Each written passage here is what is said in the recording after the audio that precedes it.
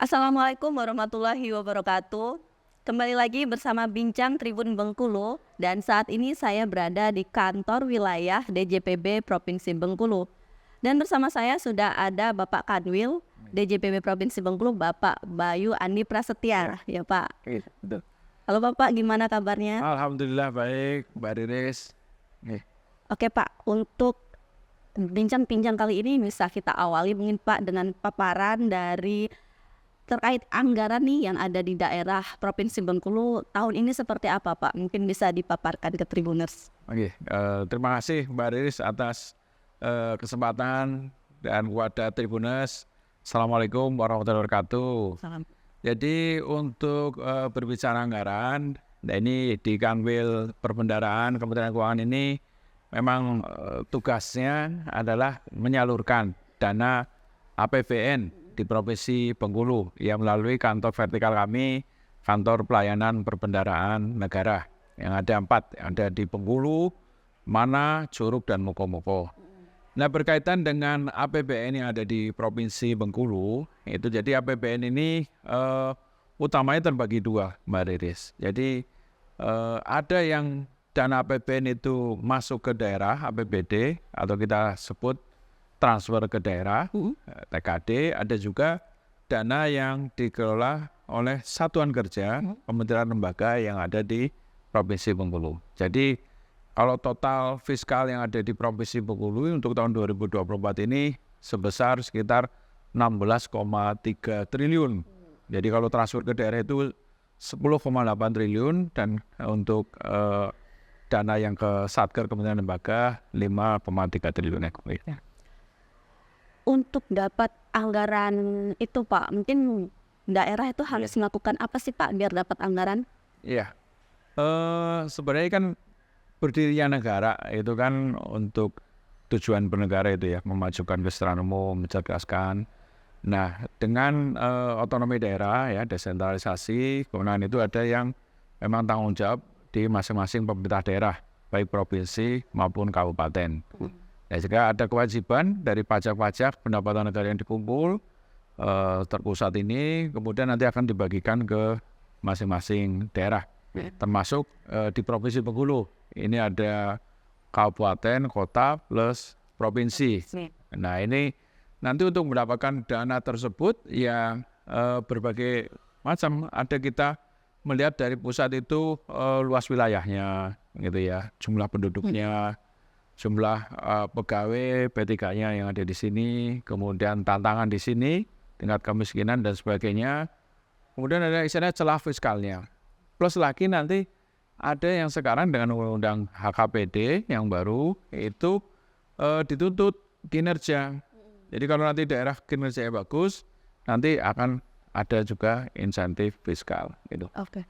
Cara menghitungnya mungkin Pak seperti apa gambaran besarnya? Ya, kalau komponen utama dari transfer ke daerah itu adalah dana alokasi umum atau DAU. Yaitu komponennya sebenarnya untuk belanja operasi gitu ya. Ya melihat jumlah pegawai yang di sini, kebutuhan formasinya, ada tambahan CPNS baru atau P3K. Kemudian juga ada formula mengenai dana bagi hasil. Beda-beda. Jadi hasil dari daerah SDA ya, tahun kemarin ada misalkan SDA dari DPH sawit gitu ya. Itu by data hitungannya ada bagaimana suatu lahan sawit itu tingkat produksinya berapa, nanti itu dapat dana DPH sawit. Tidak hanya penghasil yang dilewati, tetangganya juga dapat kabupaten yang lain. Plus lagi tadi ada dak fisik ya untuk pembangunan fisik, ada juga dak non fisik untuk kesehatan, pendidikan, dan juga kinerja dana insentif fiskal.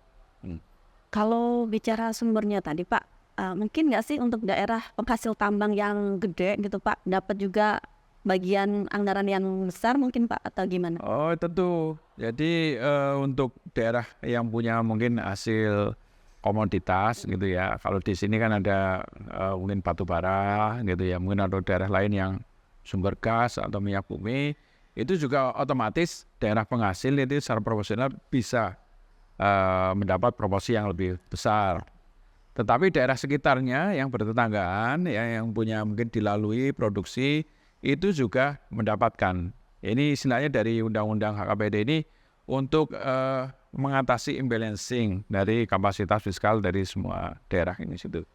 Oke Pak, kita beralih ke serapan anggaran nih Pak. Oh iya. Kalau untuk Bengkulu sampai Agustus ini gimana Pak Nah, serapannya? untuk serapan anggaran ya kita bagi dua ya. Ada yang serapan anggaran di Satker Kementerian Lembaga, ada juga serapan anggaran di pemerintah daerah. Nah, kalau untuk angka ini izin saya membaca nih biar Iya. tidak Tidak salah. keliru. Ya, ini untuk belanja pemerintah pusat itu dari Paku tadi sudah terrealisasi sebesar 2,8 triliun itu ya sampai akhir Juli kemarin, atau sudah 50,17%.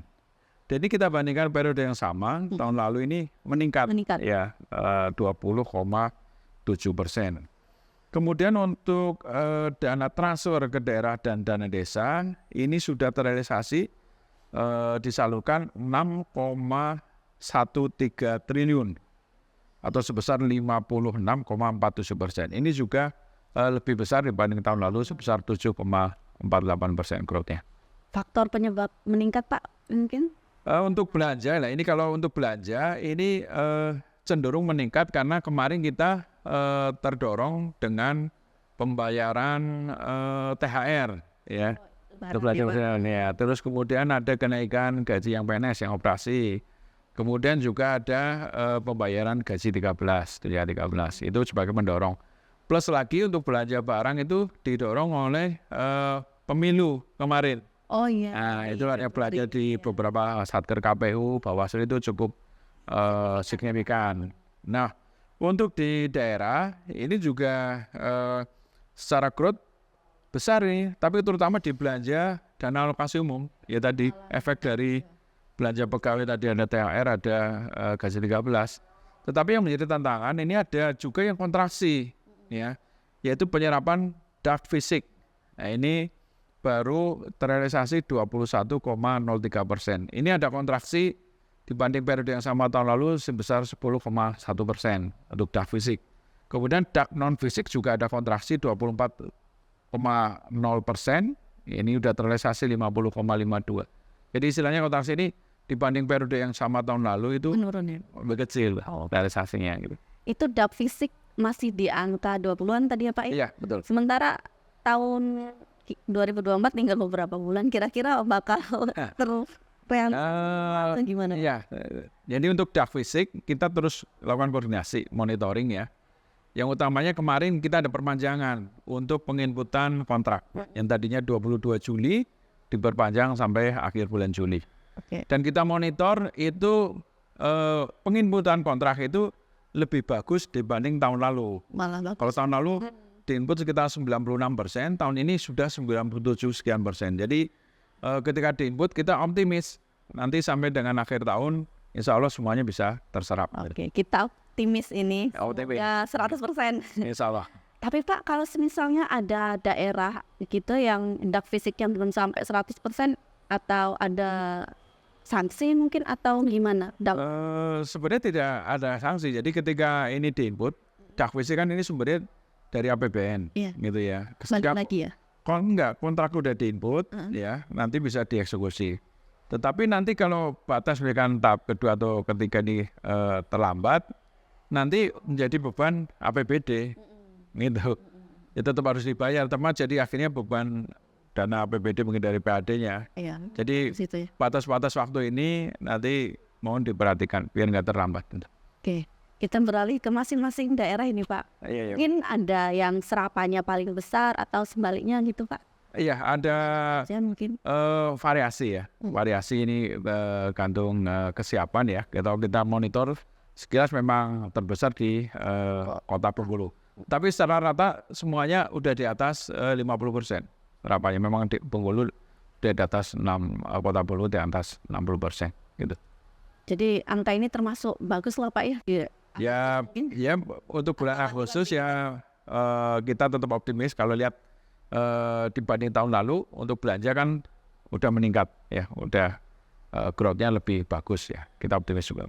Oke, Mungkin apa nih Pak, ada strategi dari DJPB untuk mendorong kawan-kawan yang di daerah atau provinsi untuk serapannya lebih maksimal lagi karena kan tinggal beberapa bulan lagi nih Pak? Iya, ya pertama ya utamanya itu jadi para pengelola keuangan ya untuk dana transfer ke daerah ini pertama harus mengikuti regulasi yang ada.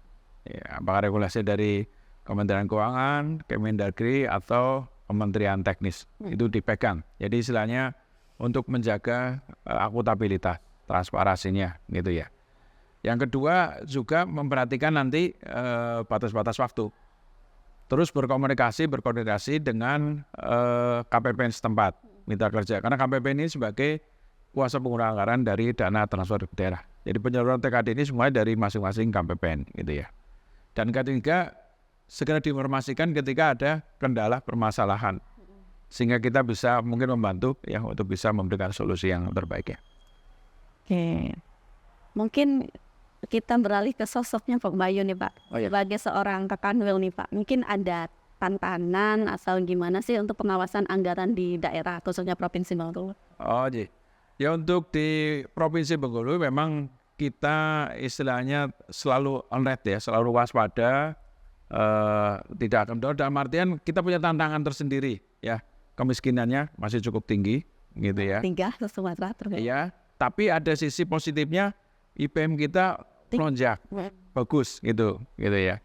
Dan ini sebenarnya suatu peluang, termasuk istilahnya di sini banyak kawasan mungkin 46% hutan lindung gitu ya. Tapi itu sebagai potensi sekarang ini untuk mendapat istilahnya carbon trade, insentif karbon juga.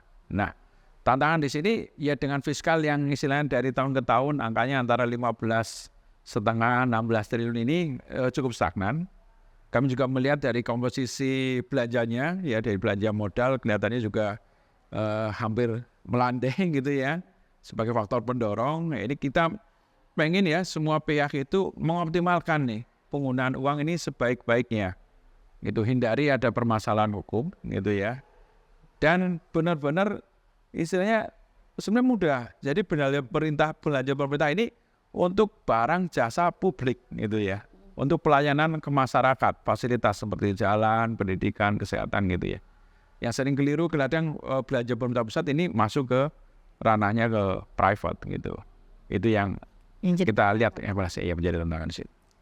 Bicara tentang yang kesandukan tadi Pak, tahun ini kalau nggak salah ada dana desa yang memang terkendala karena masalah itu ya? Iya, ada juga. Ya ini kami sudah koordinasi juga ya dengan kepala daerah terkait hal tersebut ya untuk ada tindak lanjutnya.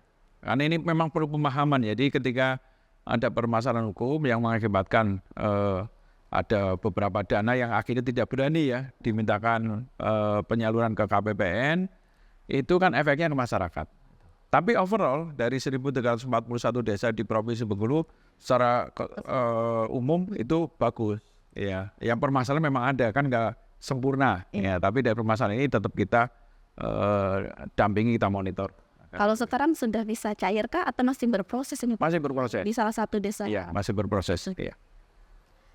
Oke, mungkin satu lagi Pak, pesan-pesan ke kawan-kawan pemerintah nih, mungkin untuk percepatan atau saran dari DJPB-nya seperti apa untuk penyerapan anggaran ini? Ya, jadi dengan seluruh mitra stakeholders ya kita bersama-sama ya seluruh jajaran Kementerian Keuangan dengan pemerintah daerah ini kita kuatkan sinergi gitu ya.